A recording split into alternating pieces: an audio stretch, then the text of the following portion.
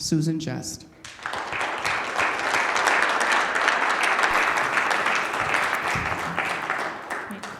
Thank you for joining me today on the Super Bowl Sunday. It's also 7 days. I sound a little loud. Does it sound loud to you guys? Okay, great. Because I do have a softer voice. Comes from using it a lot. But Super Bowl Sunday today. Now, you don't have to like football to enjoy this talk, because what I'm hoping to do in this talk is to help encourage everyone, make it a super life. Think about the things that are important. When Gary shared what the theme is going to be for this month, I thought, oh, that's great. But it seemed I could talk about that topic for days. So I decided to take a slice of it and talk about love and how we have certain expectations when it comes to love. And a week from now, it's going to be Valentine's Day. There's a lot of tragic things that happen around this time in addition to love. A lot of times people, they realize that Valentine's Day is coming and they were too afraid to break up with their loved one before Christmas. So usually breakups start happening in January. And then sometimes they'll happen after Valentine's Day. Now, sometimes people say, they look for a good time to break up. Well, there is no good time to break up. It's always going to cause some sadness, some hurt. But sometimes you just have to pull that Band-Aid off so that people can heal and move forward. Actually, there might be one good time in the year, and that would be July, because usually it's too hot to cry. And, or maybe, I was going to say maybe during a blizzard, but that there's just too much isolation there. But so if you need to break up with someone, July might be your best bet. It's kind of funny, thinking about rules for love and what needs to happen or what should happen or could happen. It's funny, that picture that I posted for my talk, No Lifeguard on Duty, I saw that a couple of weeks ago before I knew I was going to be doing the talk. And then somehow the talk title and the talk topic and then that picture came together in my mind. And we really don't have a lifeguard that can follow us around and guide us and coach us except for ourselves. And the things that I'm going to share, they're not absolute. It's kind of funny, next to that sign, No Lifeguard on Duty, there's also this long list of rules. And they were called beach rules. And it was children under the age must be supervised, swim only in marked areas, only Coast Guard approved life jackets allowed, inflatable articles not allowed, domestic animals not allowed on beach, alcohol, smoking, and glass prohibited in beach area, obey lifeguards when on duty. That's a lot of rules to take into consideration just to go for a swim or just to enjoy a beach. But ultimately, it's the care about oneself and for our community. It's kind of sad sometimes. A lot of times when people come to me for help with relationships, they're usually the one that is being hurt, and they're not the one that's doing the hurting.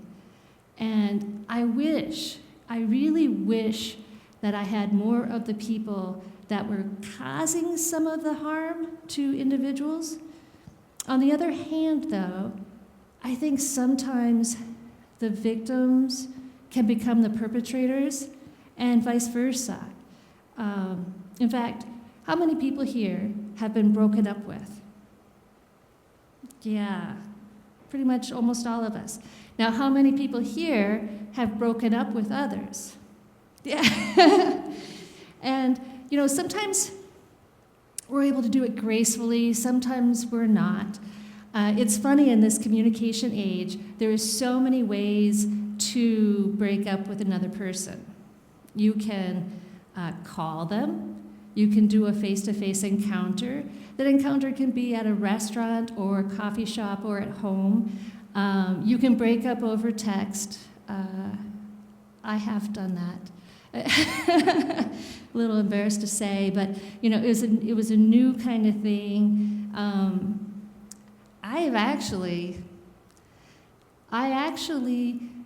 talked to someone from Match. We had gone through that ritual of emailing 3 times. I try never to email more than 3 times because otherwise you're investing in a relationship with the email versus the person themselves. So I pretty much decide whether I want to, meet up with them or not, get to know them or not. And what I'll do is, I'll do 3 emails, and then we'll do the phone call, and then we'll make some kind of plan. Now, I have a boyfriend right now, so I don't do this right now at all, and I'm not really planning on doing that, but this is like the process that I use to be smart and safe for myself. So I'd make the phone call. And then after the phone call, I realized that this person wasn't what I had anticipated, and yet I still guilted myself into taking that next step, even though I'm so very careful with every step along the way for my security and safety and extra and all that stuff. But then I realized that I also needed to be careful for him, because why would I want to waste his time and have him go through the ritual of meeting up with me? And so I decided to gather all my courage together and give him a call back and say, after I've had a couple of moments to think about this, I'm not sure we're the best match for each other. And I like enough about you that I don't want to waste your time. And so he was disappointed, but he took it really well. And so I was glad I did that. I was scared and anxious. I think for both men and women, it's hard to break up with someone, because a lot of time the other person doesn't want to be broken up with. I know for men, well, I don't know, but what I've, not being a man, but observing and hearing from men, sometimes it seems like they don't want to cause that person any pain, and so they may hesitate to go through that process. Now for women, we sometimes don't want to go through that pain because we might end up getting stalked, raped, murdered. And I'm sorry that I suddenly ramped this up into that negative territory, but it is one of those things that we deal with. We also get called all these really bad names.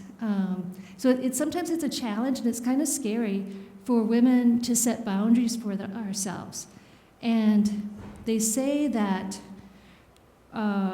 women who are victimized, a lot of times the public questions why women will stay with the people who are hurting them and beating them up and then eventually possibly murdering them.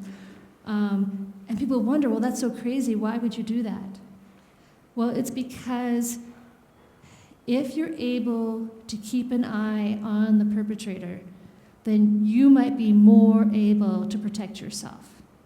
Because if you don't have eyes on, you don't know when they're going to come, and then you can't manage their emotions, you can't manage their response to you. So that's why a lot of times women stay with the person that's abusing them. Now that's starting to change because more people are recognizing that this is a problem and it's not fair and it's not right.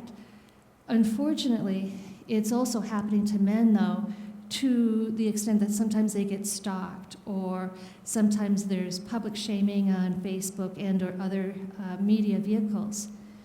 But that kind of goes into that whole idea of control and what love means. Sometimes when you find out that someone is not interested in being in a relationship with you, people take it really personally. And I would advise not to do that, because most of the time, it's not about you. Probably 99.9% of the time, not about you. It could be because you remind them about their mom, and that's not your fault. Those are relationships from their past that they're projecting onto you. We do that because sometimes our issues from the past don't get resolved, and so then we draw people to us like mirrors. The electrical current will draw people to us so that we can work on those things and so that we can heal and transcend those issues within ourselves and become more healthy. That also happens in the work world too. We're taught a lot of awful things, for the work world. Like we're taught to resent having to go to work. We're taught to be angry at our boss, be angry at our coworkers. We essentially treat them like family. I have to say, I'm okay if people don't treat me like family when I work. Because, think about the times around the Thanksgiving table or the Christmas table and the ensuing drama that sometimes happen. I think the best thing that you can do, whether it's in a personal relationship or a work relationship, is to respect people's boundaries. Do everything with kindness. One of the things I started thinking about why relationships work. And I went onto the internet and I read about different people who had long-standing relationships. And some of the things they said were like, be physically affectionate with your loved one, be present, touch them, always have that connection with them, respect them, take pride, be involved in their life. And as I was going through this, I was thinking, my mom and dad have been in a relationship for a long time. And so I called my dad this morning and I recorded him. John, could you play that?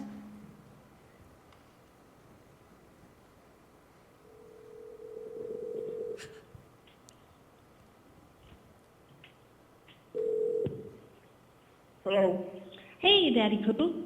Okay, are you up already? I am. I've actually been up for quite a while.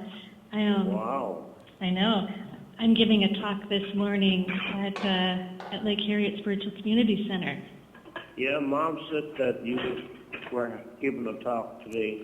Yeah. I got this idea because my talk is about relationships, and Valentine's Day is coming up, and the illusions and delusions of love and control. So, yeah. So I started thinking. You get paid for this? I do get a small stipend, but I'm really just paid with the smiles of everyone. But Yeah.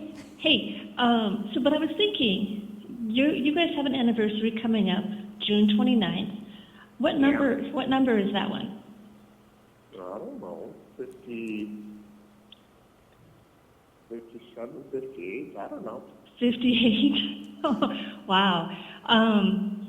Well, one of the things I thought I should do is I was thinking like, okay, what allows people to stay together in relationships? And if you were to give advice to a couple that wanted to wed or wanted to be together, what advice would you give to them? Like, what do you think worked in your relationship? A couple together, huh? Yeah, like what worked for you? Share whatever you do. And taking care of the house, work, money, share. And, just don't go out and spend and don't give your wife nothing, or she spend and don't really give your husband nothing. Share everything. Yeah, That's it. you guys are kind of like two little lovebirds. Gee, thanks. It's funny because what do you think Mom would say? I don't know. You have to ask her. She's still in bed. Oh, that's what I was wondering about that. Of course, she's going to get up pretty soon because we're going to make shank ham Ah. and baked potatoes, and that's going to be our meal this afternoon. Well, I'm actually recording you on my phone right now. Is it okay if I use this phone conversation in the talk? I don't care. Okay. I think you're gonna add a lot to this talk. Oh. Yeah. Should I say something nasty or anything? Or? No. No. But it is very nice that you called me monkey. I was hoping you would do that. Oh, okay. Well, Daddy Pooh, I have to run in and just practice my talk a little bit more. I love you so much, and thank you for contributing to my talk today. Okie doke. Have a good time. Be careful driving. I will. I love you. Yeah, that turned out better than I thought. Were you guys able to hear that? Okay. Yeah, my dad's 81, and so is my mom.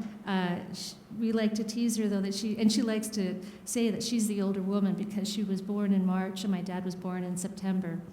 So, but to recap, yes, my dad calls me monkey, and I like it, but it doesn't mean you guys get to call me monkey, okay?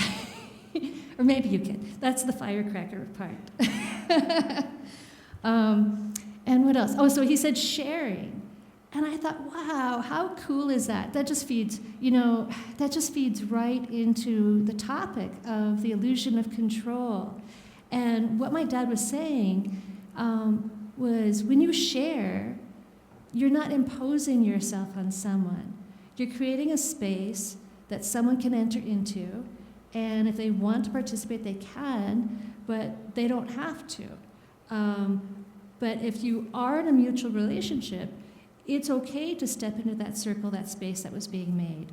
And sometimes it's okay if you guys have different spaces that allow you to experience other things, and then that can come back into the equation.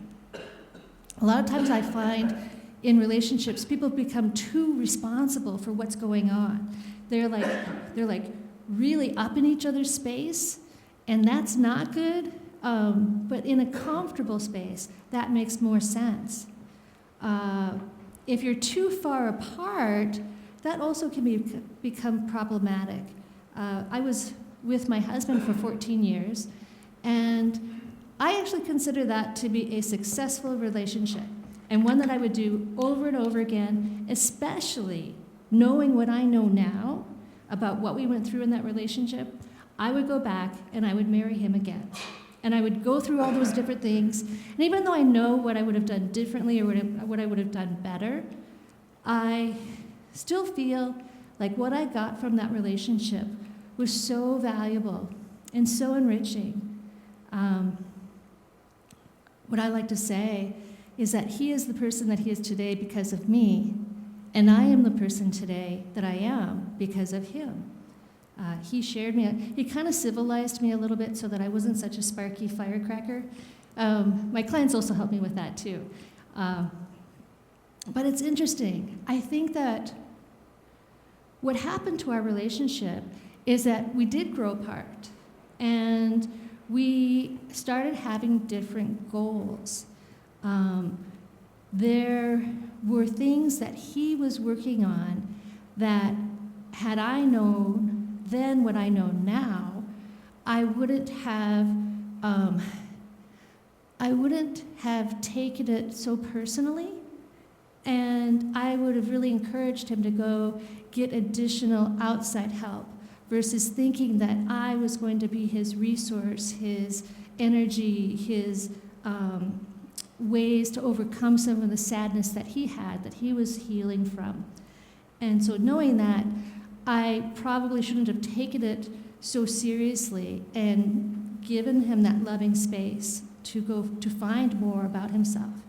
Fortunately, since we divorced, and that's now 10 years ago, 12 years ago, time is going by so fast.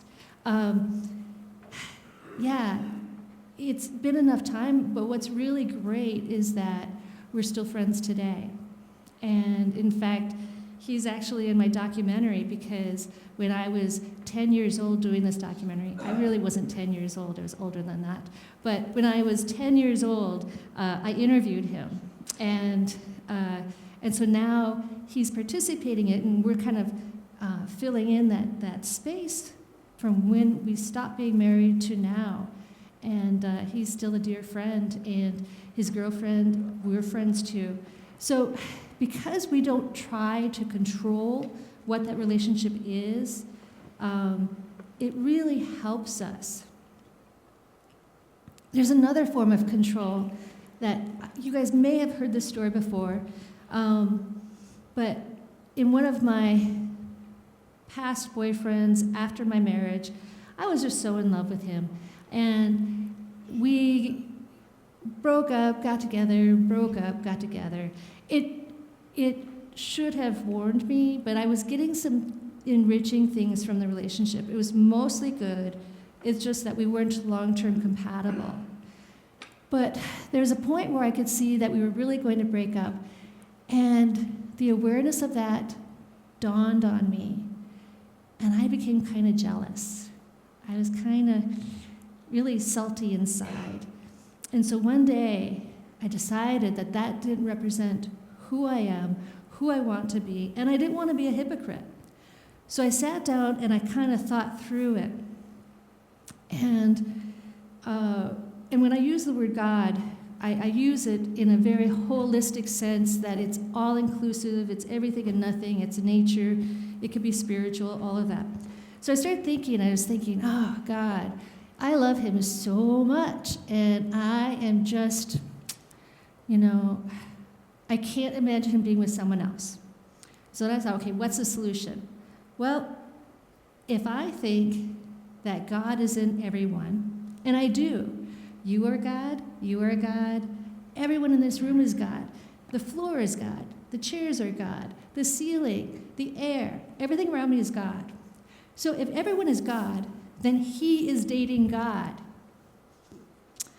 I would not want to be mad at God.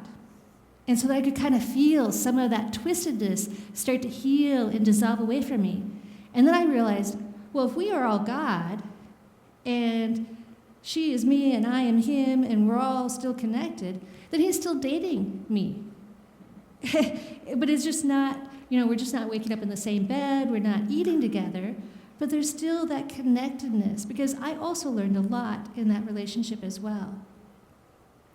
And that kind of healed my heart. And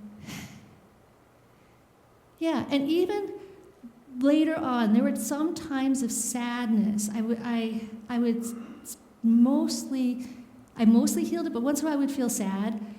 But then I began to realize that sadness was actually me still trying to control him and still trying to control the relationship. Jealousy is a form of control. Anger is a form of control. A lot of times people get mad because of what this person did to them. And, well, the thing is, though, most relationships are 50-50, or they should be 50-50. And if they're not 50-50, then that's something that could have been course-corrected in the relationship, or you could have decided to set boundaries and move on to another person. But because you insisted on that relationship, a lot of trouble and trauma ensued. So, in many ways, if we view everyone as a mirror to us, when we see them, when they do things to us, it's essentially we are doing that to us because we're allowing that to happen. And it doesn't mean that we have to punish them. It doesn't mean that we have to do them wrong or call them out. But the biggest thing that we need to do is to get ourselves to safety. We need to create a better relationship with ourselves. I have so many things to say about this topic. It's like I literally could talk for about 4 or 5 hours. Now, I think what my mom brought to the relationship with my dad is that she loved him. She still loves him. She's had to go through a few surgeries for him. And so I think from my mom, I got to learn about affection and doing things for people. The one thing, though, that I didn't appreciate was her stack of Harlequin romance books, because that didn't teach me very good things about love. It taught me that love was drama, that love was pain, and that love had to go up and down, up and down. And so I had to kind of unlearn some of that conditioning.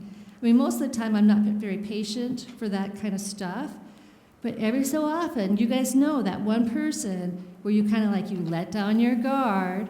Has that happened? Yeah. And then sometimes they turn out not to be the person that you thought they were. To a certain degree, that's us projecting onto them what we want them to be, instead of really truly just accepting them as they are. I've gotten to a space now where I truly know that if a relationship is going to work, it's going to work. If it's not going to work, then you just move along. And a lot of times people think that a relationship is work. And when they think about that, they're thinking about working on the other person or that other person changing. But really, what we can do is see our relationships as an opportunity for us to work on ourselves. The one boyfriend that I had, we had such a great time together. We really enjoyed ourselves. But I just didn't understand why he didn't see me in his future. And I was kind of seeing it from my perspective. In fact, one of the quotes, one of the things that we are told a lot is do unto others as you would have them do unto you. Familiar? Yeah. The thing is, though, that's also a form of control, because we have this expectation of what our love currency is. And I have an article on my website that you guys can go read. There's a whole lot of exercises and ways you can analyze what your love currency is, and the whole idea that we date our mom and marry our dad. But the treating others as how we would like to be treated, it's good in theory, and it's a good kind of a template. But with templates, we can shift and change them and adapt them. Because sometimes if we're expecting someone else to, like maybe someone likes to go have dinner and they don't care about watching football games. And we think football games, rock. And then for us to get offended that they don't want to watch a football game, that's kind of putting too much work on the relationship. It's funny, just recently, I asked my boyfriend, we've been going out a lot and drinking beer and etc., and I've been noticing myself get a little more plump. And I also missed all the walks that we used to do. And so I had a conversation with him about, let's do more walks. Let's not focus around the food and the party time. Because to me, that's not love. For me, love is being with you, hanging out, reading books, seeing movies, and especially walking around Lake Harriet. I love doing those kind of activities. And wonderfully, he didn't change. He agreed, because that's who he was too. He thought that I wanted to do all those food things and that I wanted to party all the time. And when I say party, it's party with a small p. I don't win too many parties anymore. My Frisbee friends would probably be sad to hear that, but yeah. No party winning. But I win the next morning when I can wake up and do more things. So what was cool about it is that he agreed. But if he didn't agree, the solution was just as equally easy. If we weren't compatible, then that's okay. We would see where things went, but eventually we would probably break up. And it seems trivial that I might break up with someone because of I want to be more fit and healthy with them, but that's actually the best reason to break up with someone. Any person in AA who is, what is it that it's called? it's AA, but it's for the spouses and the children. Al-Anon, yeah. Every single person in there would probably say they should have left sooner.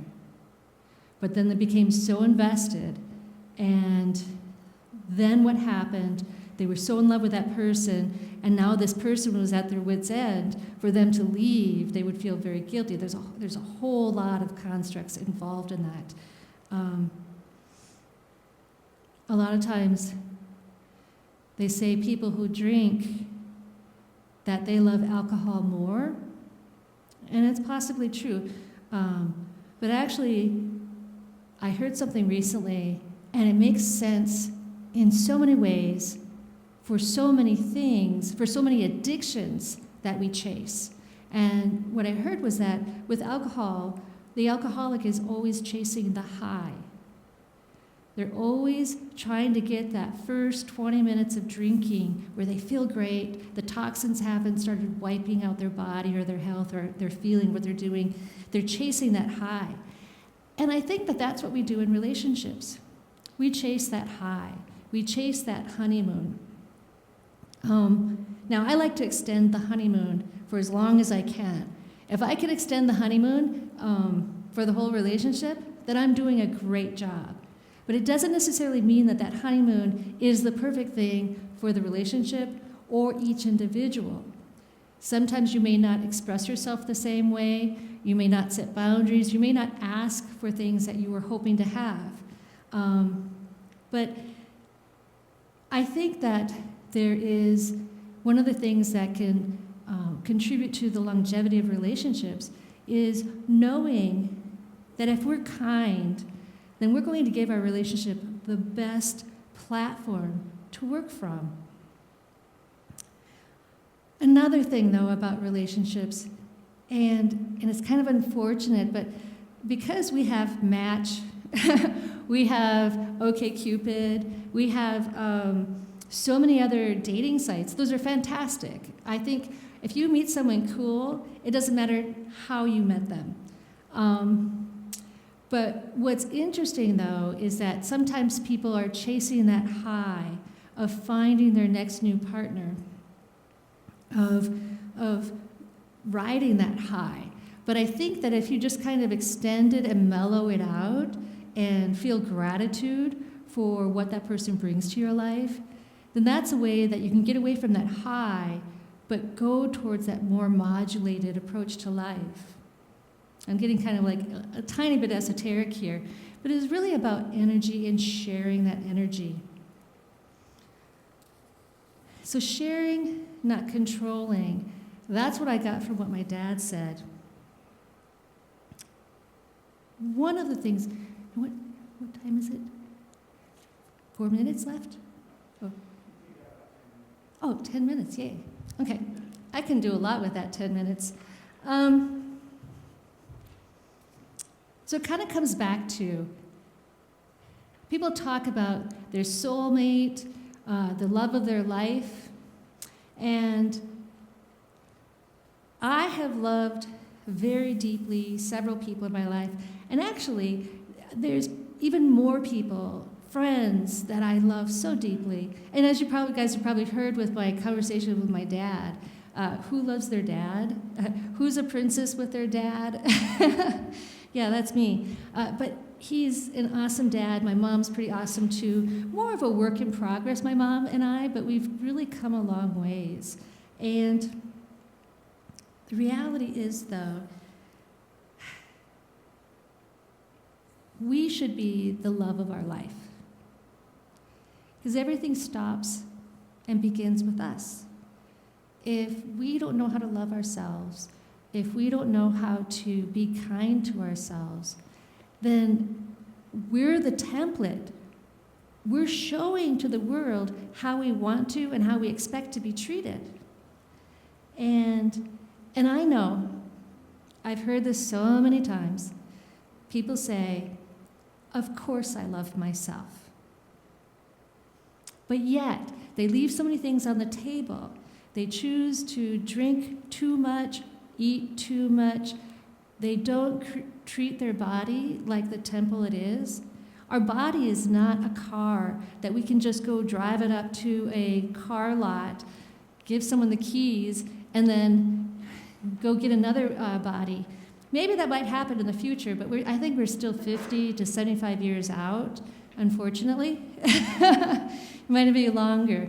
But yeah, so treating our body, treating our life with gratitude, with respect, and with that ultimate love. Now, it's also really easy for me to say that. One of the things that I help people with hypnosis and dehypnotizing them and going into their past and reframing it and healing the memories and healing those emotions, we have 3 levels of mastery when it comes to information. First, it's learning it, kind of memorizing it. The second level of mastery is understanding it. And a lot of people, I find, go between those two. But then the third level of mastery is actually being it. Being love. Love is infinite. It's not something that we have to be afraid that we're going to be alone the rest of our life. And actually, I don't think it's awful if women are single and they own a couple cats, all right? Where it gets problematic is when they have 50 cats and it's unhealthy for the cats. But I think with cats, they're sharing their love and there's nothing wrong with it. My best friend, and I have lots of best friends, but I have a best friend, she's my neighbor's dog, it's a German Shepherd. I love that dog. I take him for walks. They let him come over for play dates where I get to watch him all day long. It's fabulous. He's definitely one of my best friends. And he's a character. Oh, he's so funny. That's a whole nother talk. But when we realize that love is infinite, that's where we can truly get empowered. And if we realize that there's a hole in our heart, or there's a gap in ourselves, or a pain in any part of our body, we can take the time to heal that. And we're going to do that right now. Go ahead and close your eyes if you'd like. And I'm just going to do a little guided meditation here. But go ahead and just kind of like relax your body. You know, roll it around, move your shoulders. Think about relaxing your spine, going from the top of your head to the bottom of your feet, letting that warm wave of relaxation from the top of your head to the bottom of your feet, growing more and more relaxed. And you feel more peaceful. You feel more calm. Because we are all here united in the purpose of being the love that we talk about, that we witness, that we pursue. We are all united, and so then our energy comes together to support us in this cause, to support us in this purpose, to support us in this thing that we call life. That's kind of warm and fuzzy, isn't it? Now, what I want you all to do, if you'd like, go ahead and imagine that you're a little baby. A little baby. And we're going to create a connection between you and that baby. We're going to create a connection. Go ahead and send love to that little baby that's you, that you're holding in your arms. Send love and let that baby smile up at you. Let that baby smile up and share that love. And as you're smiling at that baby, you know that you're going to become that baby's best friend, mother, father, sister, brother. You're going to be everything to that little one. You're going to guide them, be kind to them. And whenever they feel an emotion, they're basically asking you a question. When you have dreams at night, that's essentially your id, or that little one, asking you questions. And so it's okay the next morning to put those dreams into perspective, to share in a positive way, in a real way, in an honest way, what they could mean and how they can handle their world, your world. And as you send that love, that little one gets so small, you can now place that little one right next to your heart, where you will never forget about that little one, where you will know about his or her presence, and you will share secrets, you will share fun, you'll be able to play together and create the best, most fulfilling love relationship of your life. Not because you have to, but because you get to. And as that love spreads, all the pain, sadness starts to diminish and fade away from you. And now, at your own pace, go ahead and slowly open your eyes and still feel connected to this common purpose that we have.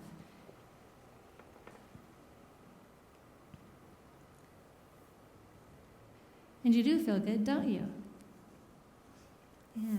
Now, this is something that you can do all the time, anytime. When you feel sadness, with emotions, it's nice to understand what's the fear at the root of it. And many of you probably heard me say this before, but anger is the fear that something's not fair. So if you go in and heal that fear, you can replace it with love.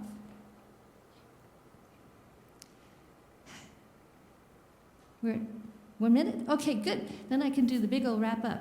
So ultimately, we don't necessarily have to be in a relationship with anyone else in the world, but being in a relationship with ourselves, valuing our time, exposing ourselves to new opportunities, new interests, that's how we can feed our soul, feed our heart, feed our mind, but not necessarily look to food to give us love or to cause us happiness. Thank you for sharing this beautiful Super Bowl day with me. You all are super. You're the Super Bowl of my life. Thank you.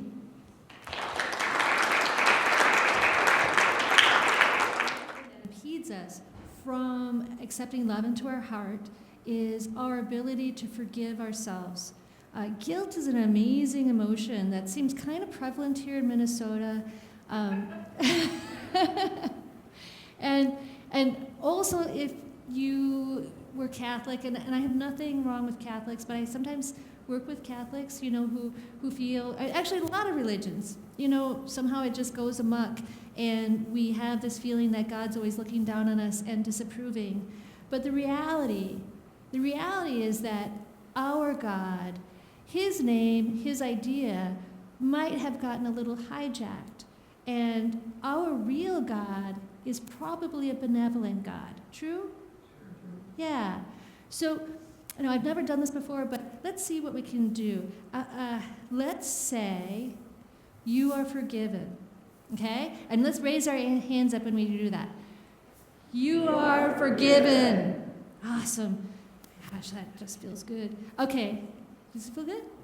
Nice. All right. And then let's do this just in general. Let's go ahead and say, I forgive. Yeah, just that. I forgive. Okay? I forgive.